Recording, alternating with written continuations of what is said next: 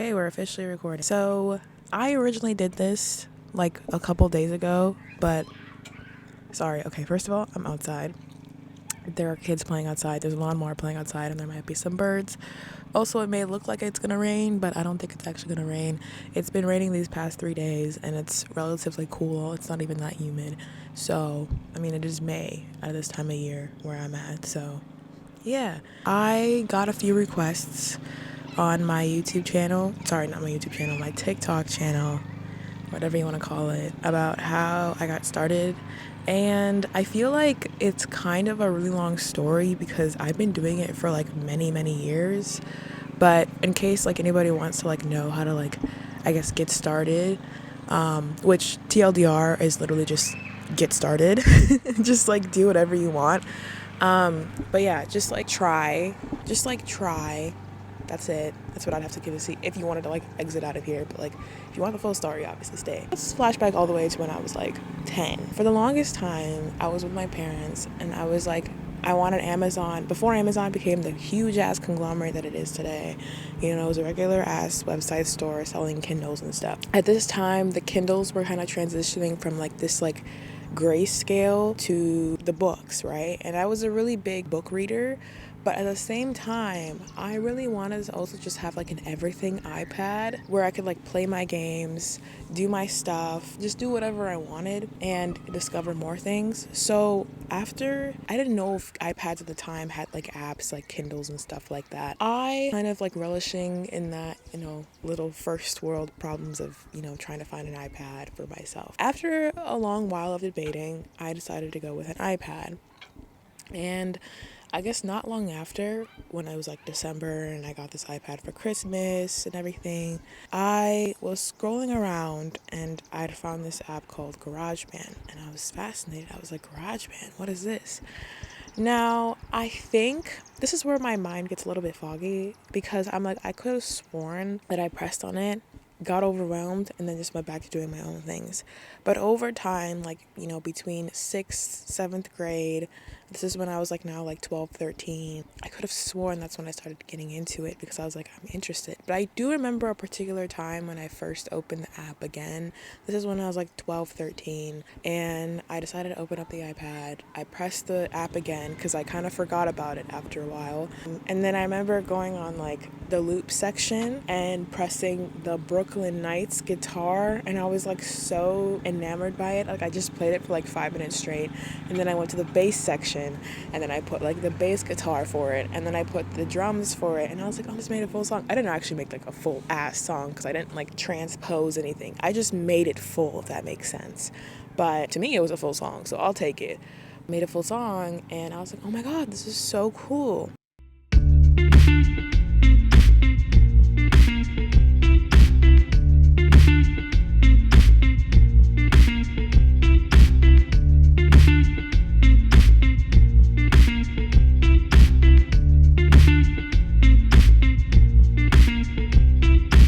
So for like a whole like year, that's what I would do. I would go on the garage section. I would literally just go on the loops. And then over time, this is when I learned about like transposing, chopping. I was like, oh, we can chop and split. And I was like trying to figure out how to do all that. And then trying to make sure things like blend in. I was also taking band, which also helped because we had these mini lessons in my band classes where it was like, we learned about the circle of fifths, we learned about transposition, we learned about sightseeing. And when I couldn't obviously just go to somewhere and take lessons because it was expensive, I would go on GarageBand and learn it myself. So that's why I feel like I learned a lot of my basic music theory. I had a little bit of musical experience. I was in the church choir and the whole of elementary school. I played the clarinet for 6 years. And then over time, I just like picked up new instruments. But I mainly did GarageBand. And then eventually, over time, especially when I got to high school, I was like, I've been doing loops for a long time. I need to figure out how to actually make my own beats. Like, take the beats that they have, these sound packs that the GarageBand has, which pro tip, please do. I cannot recommend this enough. Download the sound packs. They make life so much easier. Sound packs, I have to look. Let me look real quick. Because I haven't been on a GarageBand for a very long time.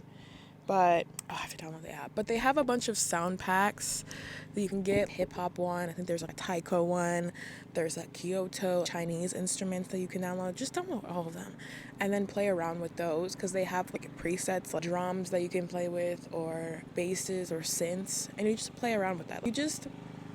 What I would do is, I think at least maybe 2 to 3 times a week.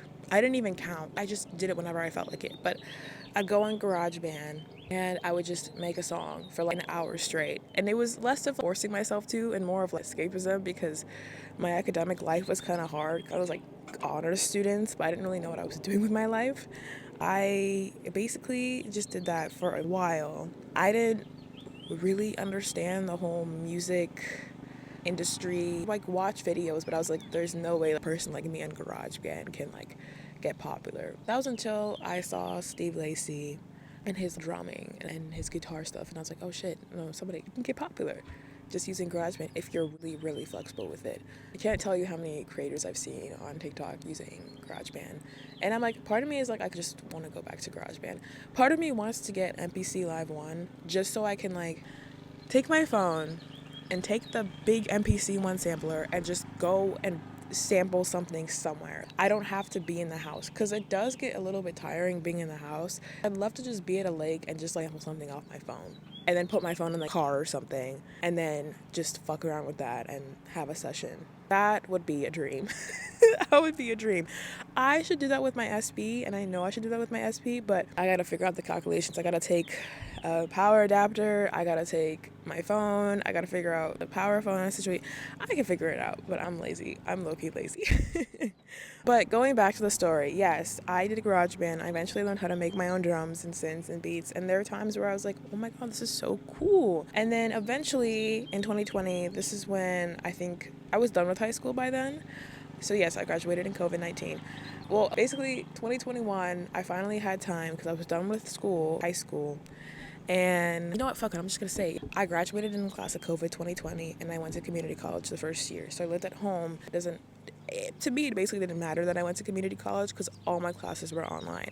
So that left me time to get a job, and I refereed for a very long time. I just did soccer refereeing for a very long time. It makes pretty good money. I kind of hate it now, but really good job recommendation. Yes, you have soccer moms and stuff, but don't take it seriously. Don't take it seriously. That's my word of advice. But anyways, I did that job for a while. I raised a lot of money. I bought Logic. I actually did door dashing for a week just to get my Logic, in addition to also doing refereeing for soccer, rather. So I got Logic first. Then I got my Toria keypads. I got myself microphones, headphones, speakers. I did the whole gist of it. I did so much research prior to getting my studio. Now, the SP specifically, where I feel like a lot of people are like, oh my god, where did you get your SP? How did you even get into the SP? So we're going to flash back all the way back to my freshman year of high school, where I was sitting in my Algebra 2 class, and I was bored out of my mind, and I wanted to find some music to study with, because like, mind you, I was with people who were like a whole grade older than me. The guy who was next to me was like not really that fun to talk to, no offense. So I was like, okay, well, I just feel like putting music and trying to find something, put music, trying to finish my work. So I went on Spotify, and I find this little playlist called Lo-Fi Music, and I was like, Lo-Fi? Fuck. So in this specific playlist, because obviously Spotify playlists change every month or something, I don't know, I found the Harris Cole album. Sorry, not Elvis. I'm really butchering this for myself. I found this song by Harris Cole, and it's called Game Over by Harris Cole. It's actually an audio that became pretty popular on TikTok at one point. That was the very first lo-fi song I listened to. And then I have a bunch more. Who were the first people I listened to? I have to go on my Spotify page. I have my playlist and everything too. Let me find it. That's a plane. That's a bird. That's a plane. Playlist by me. It's called Study Vibes.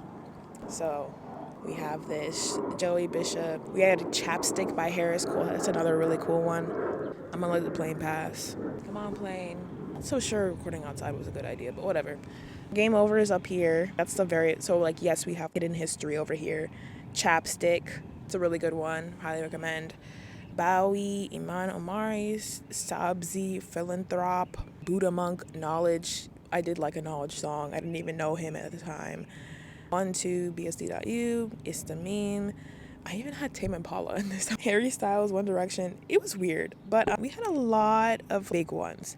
So over time, I listened to all these beats, and there was one in particular that caught my attention.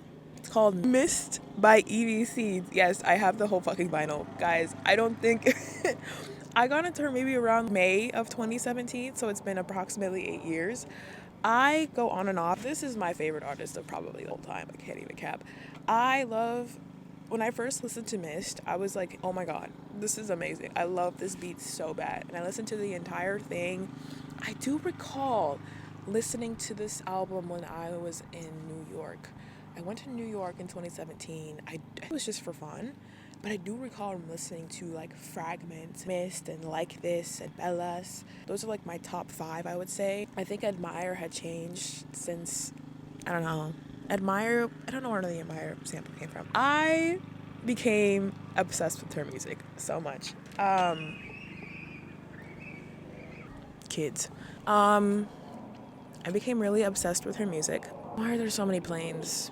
I'm gonna just talk over this plane. Okay, when I say obsessed, I mean fucking obsessed. I mean, by this time, she had about 7 beat tapes out. At the time of speaking, she has about 13 beat tapes out. And I think she just released a new EP, but I'm not sure. For a very long time, all I would really do was just listen to her beats, along with BSD.U and Ginseng and whoever else, Tampa Beats and Moo.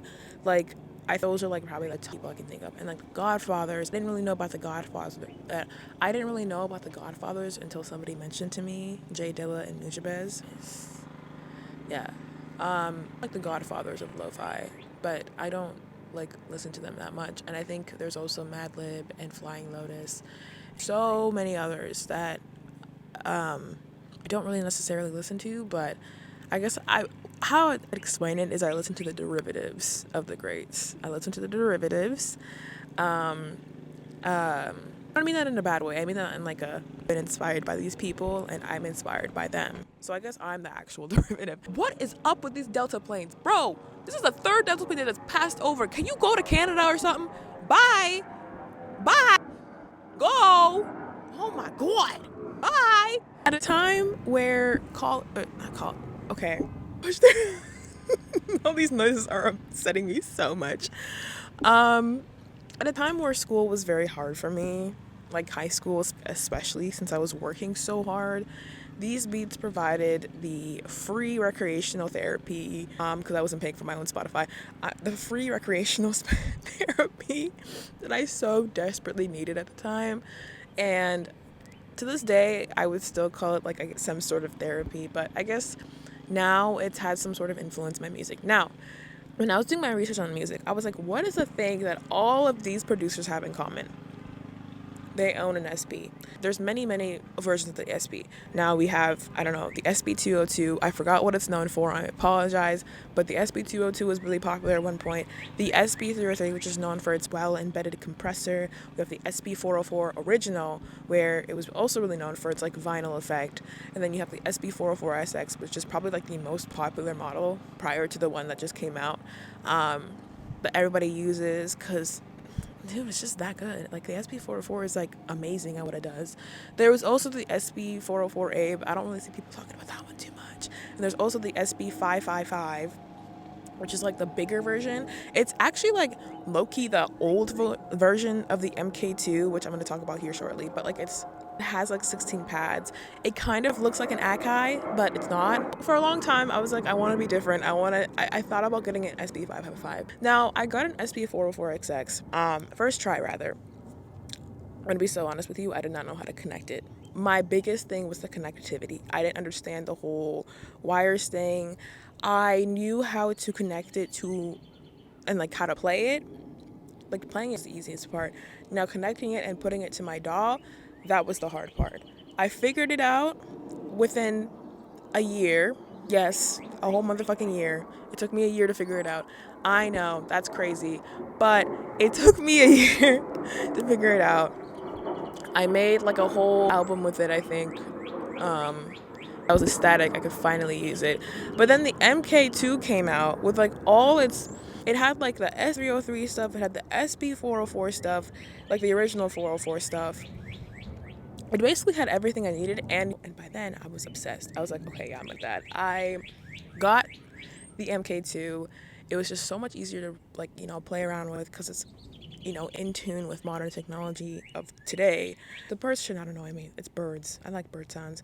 So I got that SB404 MK2, and I've been playing with that ever since. I think I've had it since 2022. I ordered it in like late 2021. This is COVID time, so supply chains were just absolute dog shit in 2022, and I've been playing with that ever since. So, how I really got like in it, I would say, is I just studied who I liked and I emulated who I wanted to be. Now, I think the one thing that I've been grappling with is like how to curate my own sound. And to tell you the truth, I don't think I have a sound yet. My elements now are just using my voice, finding beats on Splice, and then using stock plugins. I don't really use very much besides, oh yeah, and I have some R plugins, but I've got some R plugins, but I'm not gonna go into that. So you'll have to figure out what that means. R plugins, but I'm not gonna elaborate. You gotta figure it out. So I guess what I'm trying to say is it took me a very long time to get to where I am today. And I know I have still so much more to do. A part of me will always love lo-fi and Evie. I think I'll always love her and her music. More recently, I guess I haven't been to her newer music just because it's a little bit different. I don't think she samples as much. I think she does more like actual creating beats. The thing about me is that I don't even listen to 90s hip hop or like that, anything like that. Like, I don't know, I don't really even know where my inspiration comes from. I used to listen to a lot of the radio when I was younger because, like, streaming didn't really exist back then. It was more of like you listen to the radio.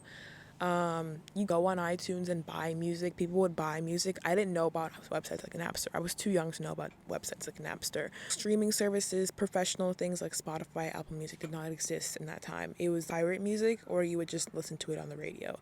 And because I was too young, I would just listen to stuff on the radio. So most of the time, the radio was pop music. So I grew up with all like the most famous songs, whether they were rock music or, hip hop influenced or R&B or whatever that was there. That's what I grew up with.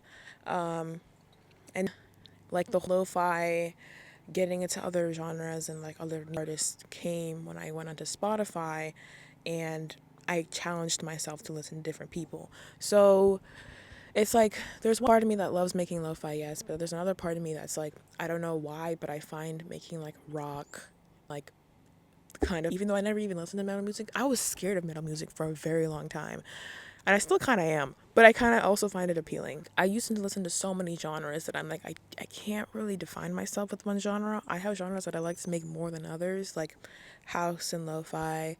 But sometimes I find myself making more bluesy music, or sometimes I find myself making more rock music, or sometimes I find myself making more R&B music. I don't think I should force my music to go one way when it's kind of leading me towards a different path, because sometimes I've come up with like beautiful sounds I never thought I would ever conjure in my life. But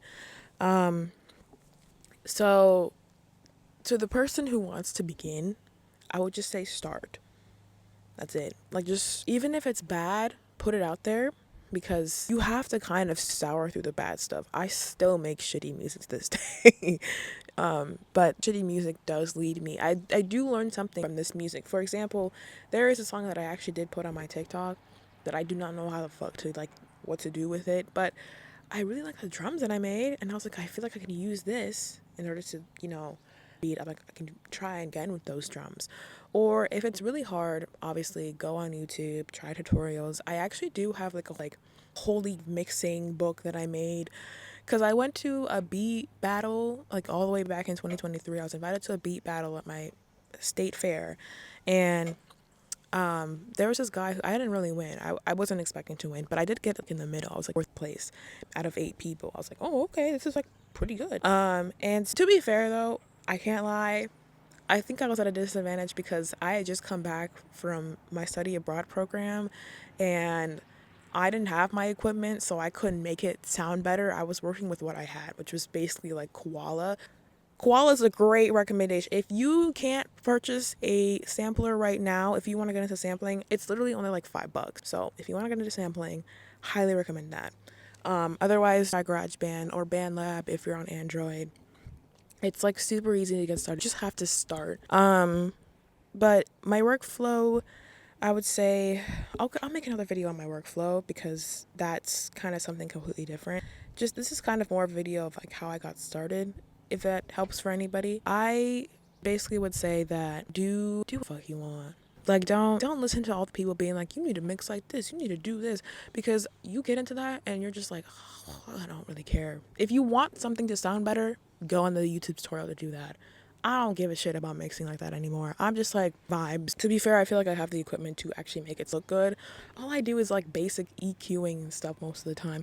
If it sounds not that great, fine, whatever. I'm not a fucking professional. I just do this shit because I like it. Even though it stresses me out like half the time, but I like it. I like the end result. I feel like I get something out of it. Koala, if you want to start sampling, do things, upload them. If you get too embarrassed by them, just private them. But if you like it, post it online. Don't worry about the numbers. I keep having to tell myself that, but I'm obsessed with the numbers. I work in social media, so that doesn't help me at all. But cardinal, nice little northern cardinal. But anyways, yes, I'm going to end the video here because I've yapped for so long and I'm getting so tired. If you have any questions, if anybody does listen to this, please comment below because I'm pretty sure I don't really have a big audience, so like I can answer anything that you want. I'm gonna let this serve as an archive so people don't think I'm a fucking industry plant because I've been doing this for fucking years. But yeah, peace out. I completely forgot to add the fact that I took music production classes in my senior year of high school and my senior year of college. In my senior year of high school, I took a music production. It was literally just called music production. And it was like learning the fundamental basics of Logic and basically just how like the whole Logic stuff works. Fundamentals of Logic. And I don't recall learning anything more than that. I remember going to like maybe like a music school that's near where I live, but I wasn't really interested in doing that, to be honest. I didn't really like it. And like, you know, logistics of music business it isn't that great of job prospects from what I know. And then the second thing I did was a class called MAXMSP. Now, this one felt like I was in like a beginner, this is so random, like like a beginner gymnastic class for like Olympic pros. I was like a beginner gymnastics with Olympic pros, okay? Like with like Simone Biles or something. It was crazy. I did not understand a single thing happening in that class, and somehow I still managed to pass. I didn't even do the final, still managed to pass. But yeah, I did those two things, which did help. MAXMSP, I did not even use it because I was just so like by that class. And then Logic, of course, I use, but I would say like at least 90% of the stuff that I learned it by myself, and the other 10% I learned from my music production class that I took over like 6 years ago. So yeah, just wanted to let you guys know. Yeah, fundamentals of Logic. And I don't recall learning anything more than that. I remember going to like maybe like a music school that's near where I live, but I wasn't really interested in doing that, to be honest. I didn't really like it. And then the second thing I did was a class called MAXMSP. Now, this one felt like I was in beginner gymnastic class for like Olympic pros. I was like a beginner gymnastics with Olympic pros, okay? Like with like Simone Biles or something. It was crazy. I did not understand a single thing happening in that class, and somehow I still managed to pass. I didn't even do the final, still managed to pass. But yeah, I did those two things, which did help.